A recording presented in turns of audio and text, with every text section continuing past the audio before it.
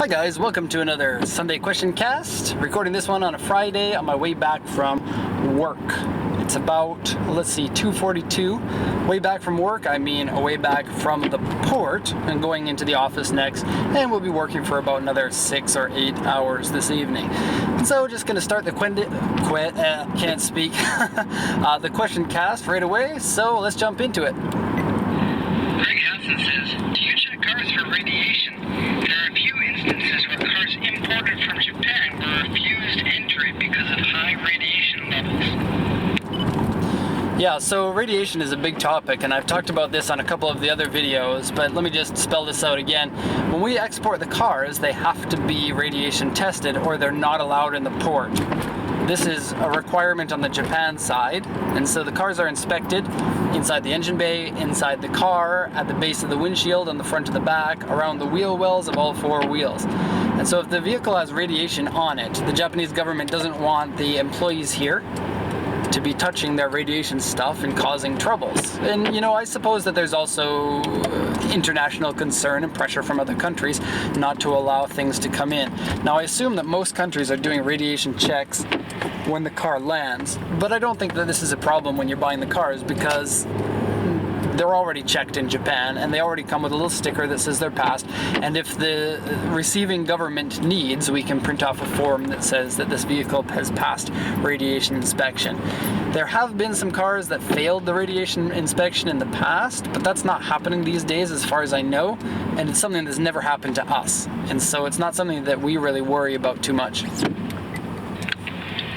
Carroll asks, are BMW Z3 2.8 and Mercedes-Benz SLK 230 compressors easy to maintain, or are there many repairs, and which do you prefer? I'm going to add a third option to this list. So there's the BMW Z3, the SLK, but also the Porsche Boxster. And they all kind of fit into the same category of two-seat sports car, open top. And the Boxster, being the most expensive, is about 600,000 yen. The SLK can be had for about 450,000 yen. And the BMW Z3 can be had for about 300,000 yen or so. And so, although they are a little bit of a different place in the market, they're still comparable cars. If you're looking at buying a car to resell in your country, a lot of those have the same types of buyers. So they're good to, you know, cross-shop amongst each other. I find that the Boxsters are, actually all three of them are usually maintained very well here in Japan. The owners take good care of them, they don't drive them very much, and low mileage examples are pretty easy to find and really not that expensive because of the, you know, so much supply here in Japan. Which of those three is my favorite? Oh, it's difficult. I like them all. And so, you know, I think sometimes it's a little bit not fair saying which one is your favorite when you like them all, and, you know, the difference in between them is only maybe 10% or so. And so, which one would I like? I'd probably go for a Z3 because they are the lightest weight version with the smallest engine, and that's the kind of car that I like. In terms of reliability, the Z3 wins against the other two. Both the SLK, actually all three of them have problems with their roofs, but lucky for the Z3 you can get manual roof for that version instead of electric roof, and if the electric roof breaks, then you can use it as if it was a manual roof. And so I guess that's not so bad. The SLK is very commonly having problems with its pneumatic roof because it's a hardtop. And actually that kind of gives it a little bit of a boost in sales. You know, people like the removable hardtop, and I remember when that car came out, that was a big deal to have a hardtop that could fold and store away back in the trunk. It wasn't the first car to do that, but it's kind of the first car to do it properly. And it's funny because I remember being young when that car first came out, and talking to my grandparents about it, saying, "Look, it's got a hardtop and it goes down into the trunk. It's amazing!" And my grandparents actually had a car. Oh, going the wrong way here. That did that. It's a Ford something from the 1960s, and they won it by entering into a contest from a cereal box. I don't remember the name of the car, but it was a Ford car with a hard top that was convertible. And I can't remember the name of it. Anyway, somebody else out there knows that, and if you know it, put it in the comments, because, you know, you're probably smarter than I am. In terms of reliability for the engine and not the soft top, then probably the Z3 is your most reliable one. Those engines from BMW are very good. The 2.3 in the SLK is a supercharged engine, and so superchargers will give extra strain to the engine just the way that they are. And so, yeah, I would just assume that they're a little bit less reliable. The 2.8 from BMW has been around forever, and it's a very well-known, easy-to-repair engine. And the Boxster, well, the Boxster has a mid-engine, and so that kind of complicates things for maintenance and makes things more expensive. Plus, the Porsche badge on the front is going to make it even more expensive than a Mercedes or BMW badge would give it. Says, Derek, in the next 3 years, what vehicles are you looking forward to becoming available in Canada? More specifically, Toyota, sports cars, sports sedans, and SUVs. This is kind of a difficult question for me now, and if you couldn't hear it because of the terrible audio quality, I'm sorry about that, but he was asking what cars can be imported into Canada in the next 2 or 3 years that I'm really excited to see sent to Canada. And I hate to be a downer here, but this question doesn't have a very good answer because the heyday of Japanese cars ended in about 2000 to 2002. And so all of the best cars from Japan are now currently importable into Canada. I suppose the RX-8 is a car that's somewhat interesting that is not yet importable, but the S2000, R34 Skyline, JZA80 Supra, JZZ30 Soarer, Toyota Chaser, and Mark II, and all these cars that everybody loves Toyota for, they're currently importable. I'm interested in the not FRS, oh my gosh. What is it? MRS, so the convertible mid-engine MR2 successor, I guess. I like those cars, and not many other people like them very much because they gave them the neutered 140 horsepower engine, and not a lot of people like that engine, but the car's really light. I can't remember offhand, but somewhere in my mind it's saying about 1,000 to 1,100 kilograms, and apparently the handling on those is supreme, and the cost is really low because Japan had a whole bunch of them, and a lot of people don't like them. They're not good for racing because you can't make much more than 180 horsepower out of the engine. You may be able to get a 180 horsepower engine from them stock here. Now in the US you could get them only 140 horsepower, and in Canada you couldn't even import them. So something interesting for me, but not really interesting for anyone else, I guess. Let's see, what else? I don't know. So many of the great cars are already importable now. I guess the Bug-Eye Impreza is going to be a big car. They're importable from the end of this year. There's some German cars that are pretty interesting. The RS4 is going to be importable come September. What else? I guess E46 M3s are coming soon, but you can just buy those in Canada if you want one really badly. SUVs, 100 series Land Cruisers, newly importable, but they're really expensive. Same thing with SUVs. All the best SUVs are already importable. And so we're kind of coming up on a bit of a dry spell when it comes to newly importable and exciting cars, but that's the tail end of having such an exciting last 10 years. From the time that the R32 Skyline came out until now is about 10 years, and all the best cars that were made in Japan were made in that time, and so, yeah. All the parties have to come to an end sometime. Can a near mint S15 spec R from 2002 or maybe even 2003 be found? It seems that Silvias are in low demand these days. I currently drive an S14 and I never see other Silvias. People have moved on to German cars? I think the voice recorder is set on a setting right now to make my voice slower than it normally is. Either that, or I was speaking slower in the questions than I thought that I was. Whatever the case, sorry for sounding like an idiot. Okay, so the S15, can you get a 2003 or 2002 model? I don't know what year they ended those. They started in 99, they went to 2000 something, 2003 maybe, 2004. They weren't a profitable car for Silvia, and that's why you don't see an S16. People don't like two-door sports coupes anymore. I mean, people do, but people who buy new cars don't buy them. It's just a fact of the matter. So it would be really nice to see an S16, and Silvia may come out with one at some time, but you know, they haven't in a while, and that's really sad. So the S15 is the last one that you can get. Pretty much, you know, the Fairlady isn't really a comparable car. It's quite a bit heavier, it's quite a bit bigger, and although it was exciting for Nissan to bring that out again finally in like 2001, actually that's a car that might be interesting for importing to Canada. For the last question. The S15s kind of fit into a little bit of an interesting price bracket. And so those cars were a step down in quality from the S14s. They just were. Chassis, you know, some of them might tell me I'm wrong, but I don't think that the chassis is an improvement over the S14, and the interior is a downgrade, and a lot of S15s wear really quickly, and so they start getting to be in poor condition after about 15 years, which wasn't really the case for the S14s or the S13s, I didn't think, aside from the ones that had been abused, which is understandable.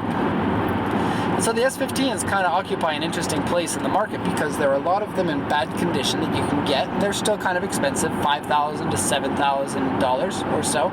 But the really, really nice ones really hold their value because they're the last of the era. And you know, people want the great cars from the 2000s, or the 1990s really, as that car kind of is a 90s car. They're beautiful cars. I really, really like them. You know, even if they're a step down in interior quality and fit and finish, they're still good cars.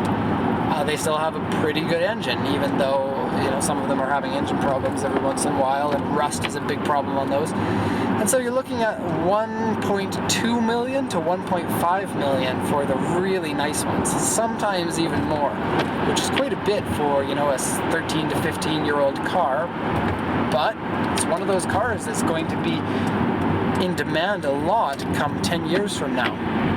Especially with drifting being as popular as it is, because any car that's popular with drifting gets used up and abused. And so if you can find one in good condition and you can keep it in good condition, then you're a lucky person. Ryan Hattenbach says, I'm interested in importing something different to the USA that won't break the bank like an R32 GTR.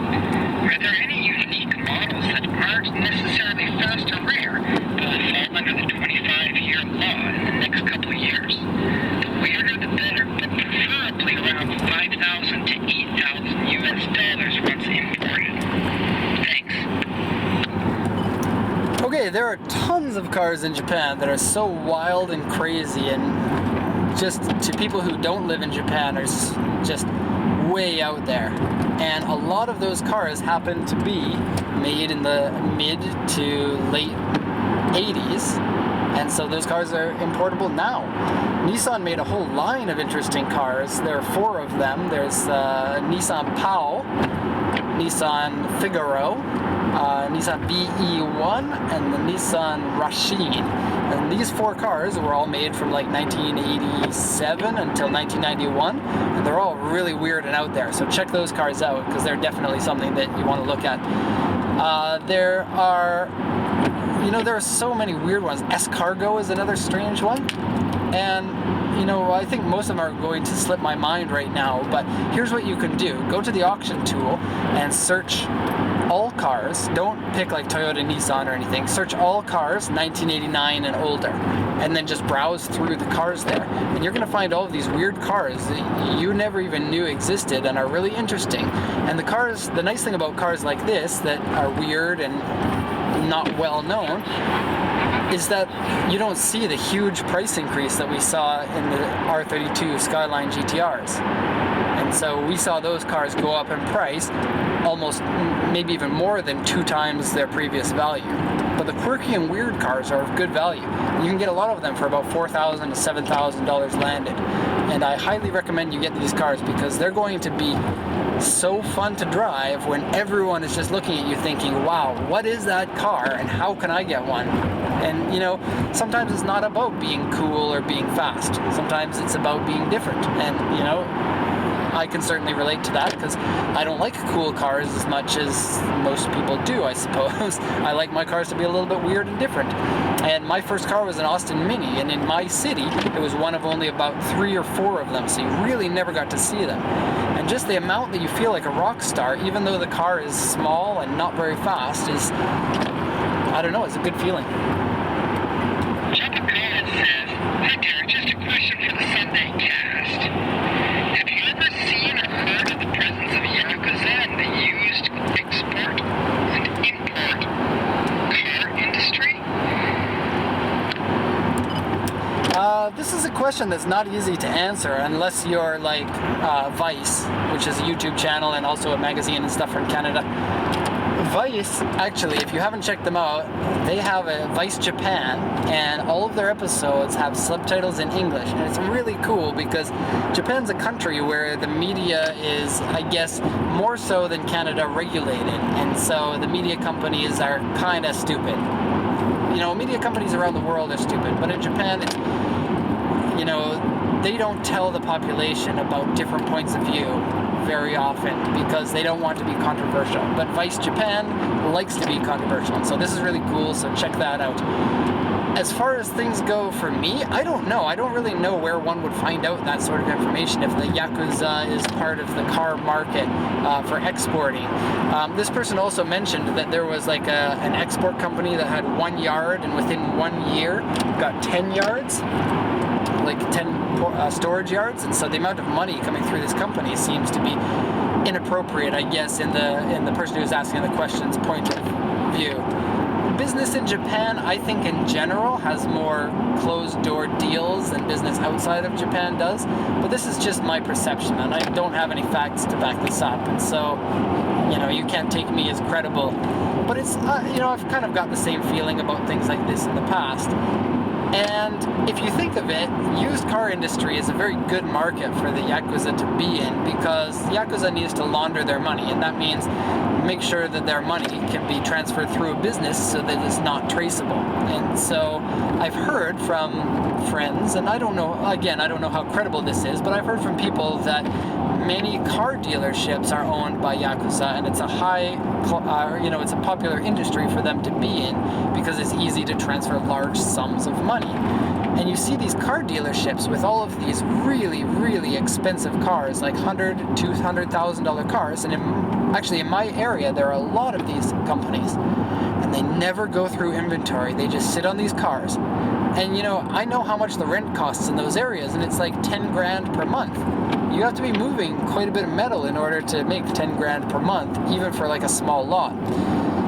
And so, I don't know, certainly things are fishy there, but I can't say one way or another.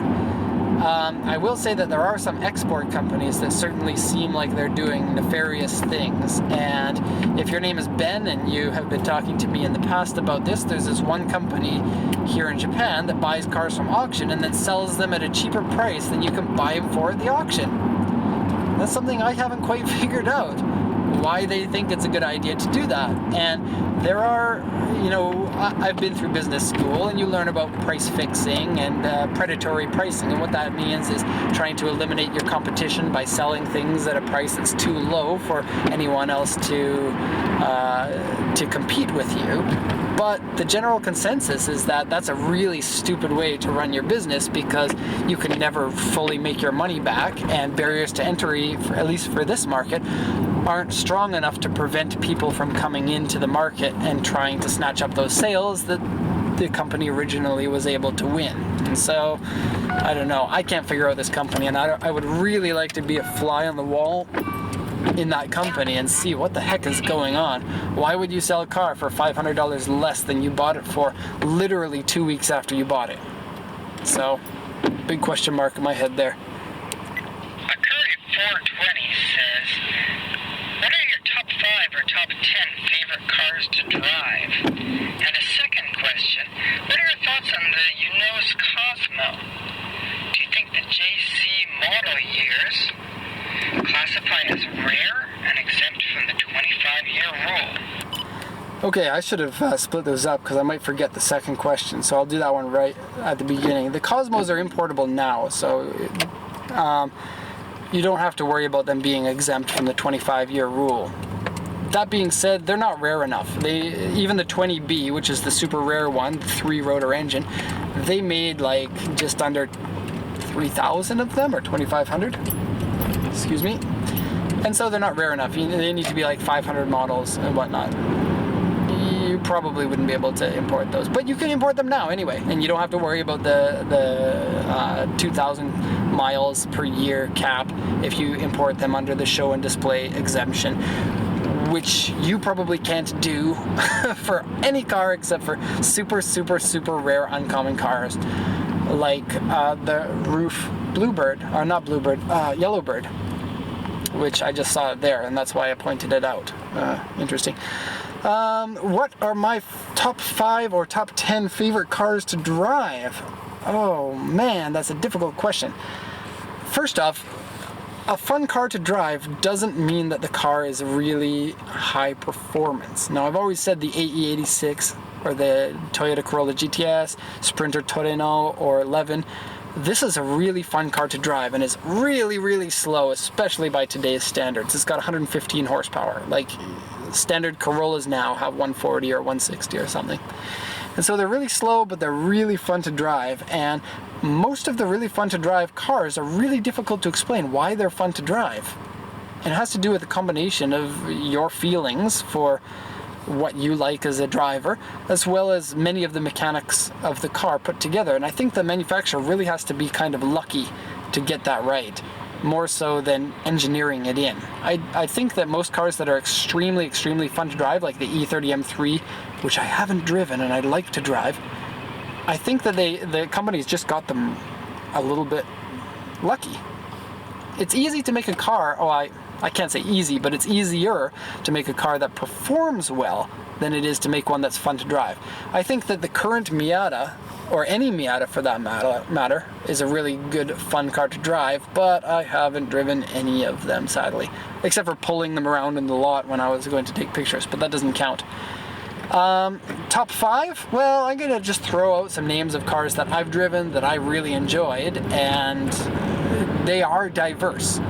So, cars that I've driven that I really liked: Toyota 86, Lancia Delta Integrale, Skyline GTR, RX-7 FC or FD,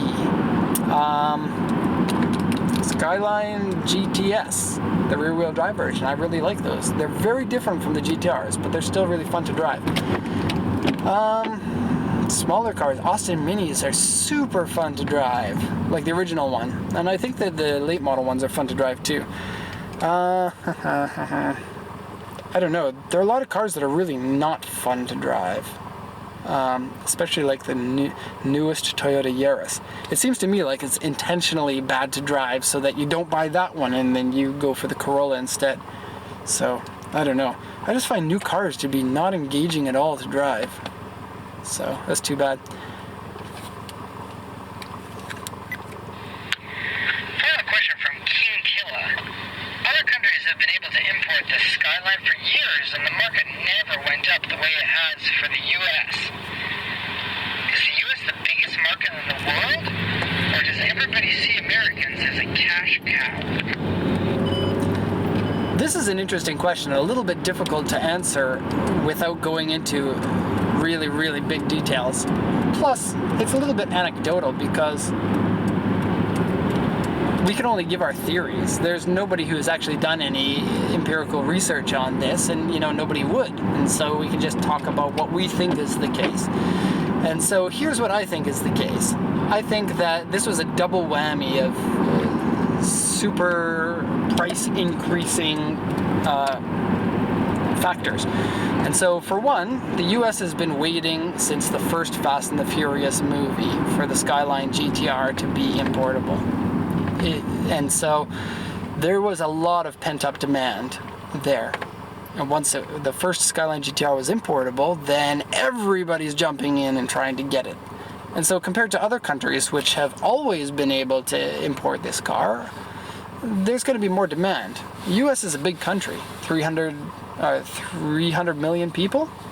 And so you can compare it to Canada. So we saw a price increase from Canada, but Canada's only 30 million, 35 million people, so it's 10 times smaller than the US.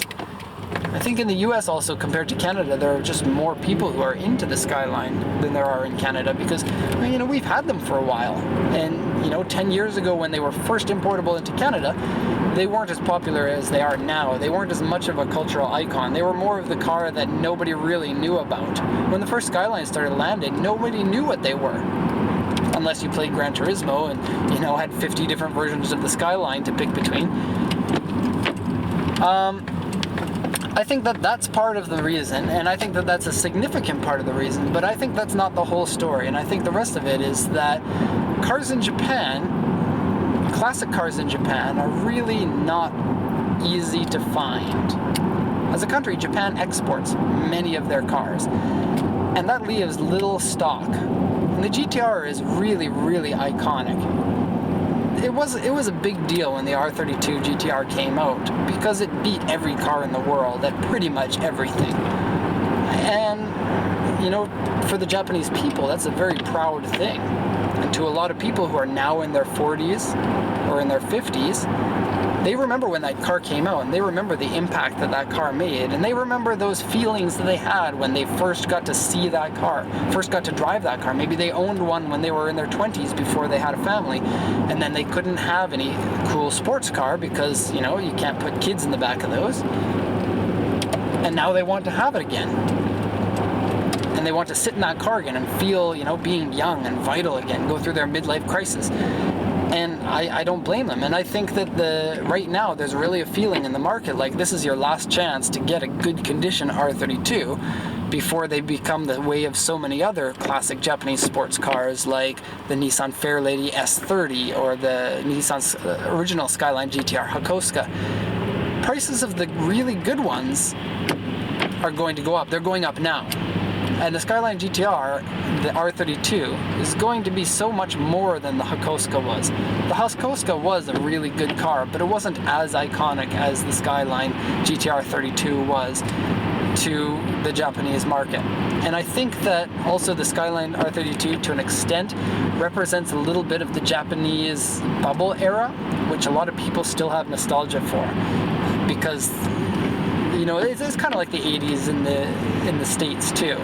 I don't know, that's just conjecture, but at the end of the day, I think that domestic demand is also bringing up the price. And I think that when people at auction and dealers see the price increasing for US market, they start to freak out a little bit and go, wait, what's going on here? Prices are going up. We better buy these up to make sure that there's still some stock of these cars left. I might never have a chance to buy a good one again. And so I think that that's a little bit of what's happening with the price. So we're going to see how this goes. We've never experienced something quite like this, and so we can't just look at the history and see what to expect. We just kind of have to play it by ear. So that's going to be the end of the question cast. I hope this one was fun for you, and we're going to cut off this cast before I get cut off, because that happens sometimes. I don't know why. So we're going to say goodbye now. If you have questions for the question cast for next week, please post them in the comments, and I'm going to get to them. You can post as many as you'd like. You can post 10 of them, and if they're all good questions, I'll answer them all. So thanks a lot for watching, and have a good day.